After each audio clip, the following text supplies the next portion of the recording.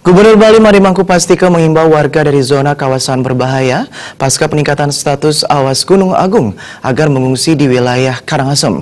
Menurut Gubernur, himbauan ini mempermudah koordinasi penyaluran logistik, pendidikan, dan lain-lain.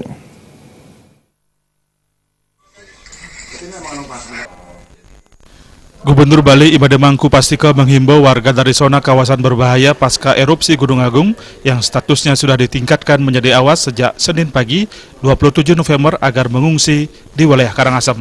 Hal ini bertujuan mempermudah koordinasi, penyaluran logistik, dan lainnya. Terlebih wilayah aman di Kabupaten Karangasem cukup banyak. Imbauan tersebut disampaikan Gubernur saat mengunjungi pos pengamatan Gunung Api Agung Desa Rendang. Pak, himbauan untuk warga yang masih saya kira mereka sudah tahu apa yang harus dilakukan, bahkan sudah pengalaman, sudah latihan. Saya yakin mereka lebih tenang ya, dan beruntung dinyatakan awas itu tadi pagi, bukan tadi malam.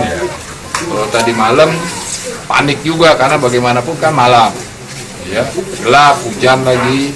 Tapi kalau pagi tadi saya kira masyarakat cukup waktu untuk bersiap-siap dan juga mengungsi. Dan mereka sudah tahu mau mengungsi kemana, jadi tidak usah dikasih tahu lagi. Mereka sudah tahu mana yang bagi mereka lebih menyenangkan dan lebih aman.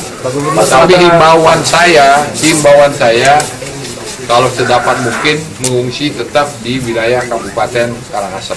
Kenapa, Pak? Satu, pengkoordinasiannya lebih mudah, penyaluran logistik lebih mudah, tidak melewati wilayah kabupaten, berkaitan dengan pendidikan misalnya, kesehatan. Ini agak ruwet, ya. Kalau anak-anak yang sekolah misalnya keluar dari kabupaten kan repot lagi itu penanganannya. Gubernur juga memastikan pengungsi tidak perlu khawatir terkait dana penanganan bencana maupun logistik untuk pengungsi. Gargita, Bali TV.